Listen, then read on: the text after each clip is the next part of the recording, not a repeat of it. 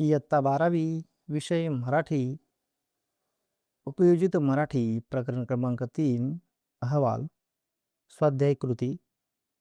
प्रश्न पहिला आहे, अहवालाचे स्वरूप स्पष्ट करा.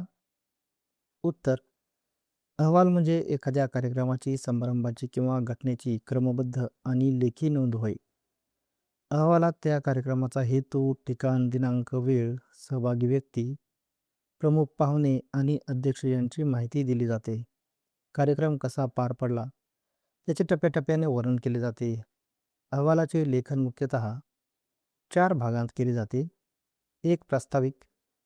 यात कार्यक्रमाची मूलभूत माहिती व स्वागताचा उल्लेख असतो. 2. मध्य.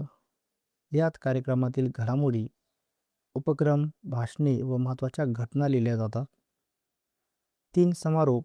यात कार्यक्रमाचा निष्कर्ष, यश, प्रतिसाद यांचा उल्लेख केला जातो. 4. भाषा.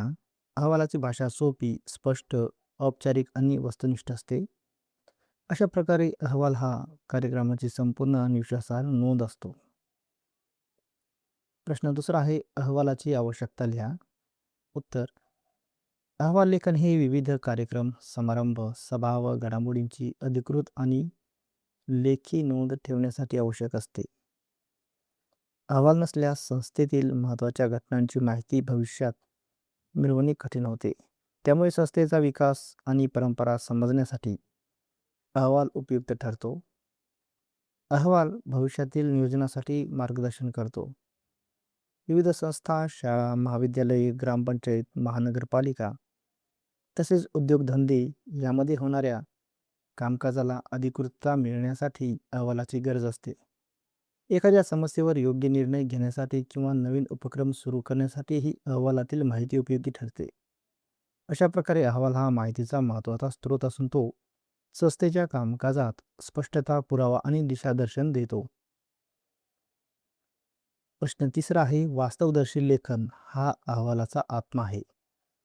हे विधान स्पष्ट करा. उत्तर: अहवाल लेखनात जे काही घडले ते जसेच्या तसे, कोणताही बदल किंवा अतिशयोक्ती न करता मांडले जाते. त्यामुळे अहवालात कल्पनारम्यता किंवा भावनिक वर्णनाला स्थान नसते.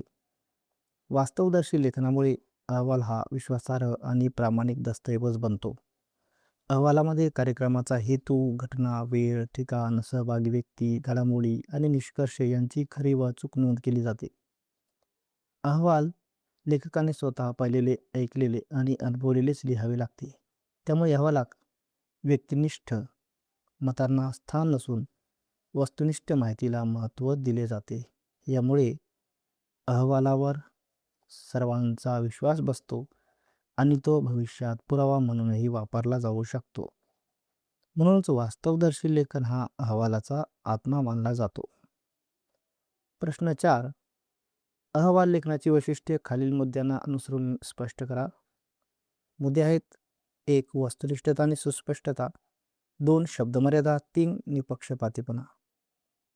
उत्तर: 1. वस्तुनिष्ठता आणि सुस्पष्टता. अहवाल लेखनात सर्व माहिती वस्तुस्थितीवर आधारित आणि अचूक स्वरूपात मांडली जाते. कोणती घटना जशी घडली तशीच स्पष्टपणे नोंदवली जाते. अहवालात तारीख, वार, वेळ, स्थळ, सहभागी व्यक्ती, कार्यक्रमातील प्रमुख घडामोडी यांचा क्रमबद्ध व नेमका उल्लेख केला जातो. अनावश्यक वर्णन, गोंधळ किंवा अस्पष्टता टाळली जाते.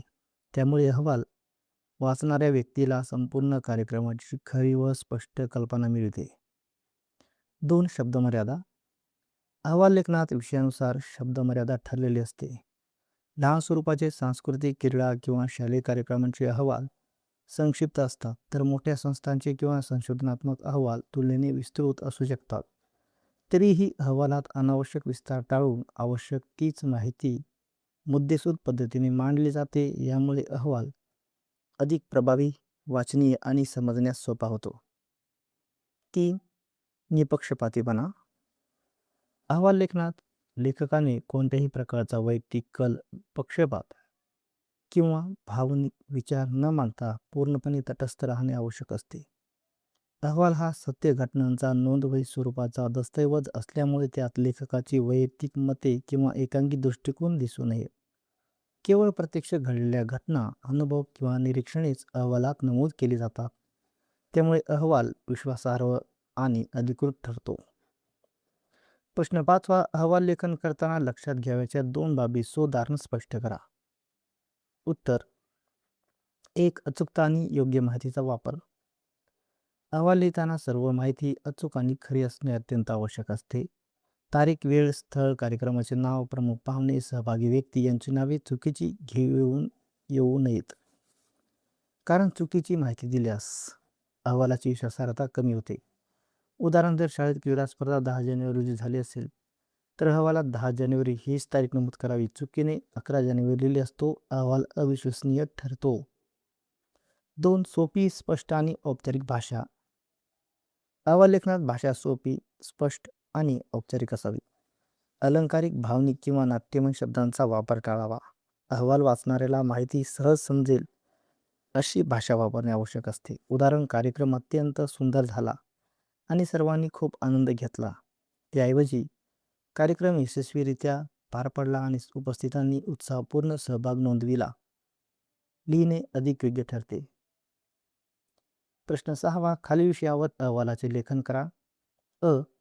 तुमच्या कनिष्ठ महाविद्यालयातील स्नेहसंमेलन. उत्तर: कनिष्ठ महाविद्यालयातील स्नेहसंमेलनाचा अहवाल प्रास्ताविक या पद्धतीने असेल. दिनांक 10 जानेवारी 2026 रोजी आमच्या कनिष्ठ महाविद्यालयात वार्षिक स्नेहसंमेलन मोठ्या प्रमाणात पार पडले. हा कार्यक्रम महाविद्यालयाच्या प्रांगणात सायंकाळी 5 वाजता सुरू झाला. कार्यक्रमाचे अध्यक्ष प्राचार्य श्री देशमुख सर होते, तर प्रमुख पाहुणे म्हणून प्रसिद्ध समाजसेवक श्री पाटील सर उपस्थित होते. मध्य म्हणजे विस्तार असेल. कार्यक्रमाची सुरुवात दीपप्रज्वलने करण्यात आली. त्यानंतर स्वागत गीत सादर करण्यात आले. विद्यार्थ्यांनी नृत्य, गायन, नाटिका, वक्तृत्व व काव्यवाचन अशा विविध सांस्कृतिक कार्यक्रमांचे सादरीकरण केले. प्रमुख पाहुण्यांनी विद्यार्थ्यांना मार्गदर्शन करताना व्यक्तिमत्व विकासाचे महत्त्व स्पष्ट केले. प्राचार्यांनीही विद्यार्थ्यांच्या कलागुणांचे कौतुक केले. विविध स्पर्धांतील विजेत्यांना पारितोषिक वितरण करण्यात आले. समारोप कार्यक्रम अत्यंत उत्साहपूर्ण वातावरणात पार पडला. विद्यार्थ्यांचा व पालकांचा उत्तम प्रतिसाद मिळाला. स्नेहसंमेलनामुळे विद्यार्थ्यांच्या कलागुणांना वाव मिळाला आणि महाविद्यालयीन जीवनात आनंदाचे वातावरण निर्माण झाले. कार्यक्रमाचा समारोप राष्ट्रगीताने करण्यात आला. आ. तुमच्या कनिष्ठ महाविद्यालयातील वृक्षारोपण कार्यक्रम. उत्तर असेल. दिनांक 15 जुलै 2026 रोजी आमच्या कनिष्ठ महाविद्यालयात वृक्षारोपण कार्यक्रम आयोजित करण्यात आला. हा कार्यक्रम महाविद्यालयाच्या परिसरात सकाळी 9 वाजता सुरू झाला. कार्यक्रमाचे अध्यक्ष प्राचार्य श्रीमती कुलकर्णी मॅडम होत्या. प्रमुख पाहुणे म्हणून वन विभागाचे अधिकारी श्री देशपांडे सर उपस्थित होते. कार्यक्रमाची सुरुवात मान्यवरांच्या हस्ते वृक्षारोपण करून करण्यात आले. विद्यार्थ्यांनी मोठ्या उत्साहाने विविध प्रकारची झाडे लावली. प्रमुख पाहुण्यांनी पर्यावरण संरक्षणाचे महत्त्व स्पष्ट केले आणि झाडांचे संवर्धन करण्याचे आवाहन केले. प्राचार्यांनी विद्यार्थ्यांना निसर्ग संवर्धनाची जबाबदारी समजावून सांगितली. या कार्यक्रमात सुमारे 100 झाडांची लागवड करण्यात आली. समारोप असेल. वृक्षारोपण कार्यक्रम यशस्वीरित्या पार पडला. विद्यार्थ्यांमध्ये पर्यावरणाविषयी जागरूकता निर्माण झाली. सर्वांनी झाडे जपण्याची शपथ घेतली. कार्यक्रमाचा समारोप आभार प्रदर्शनाने करण्यात आला.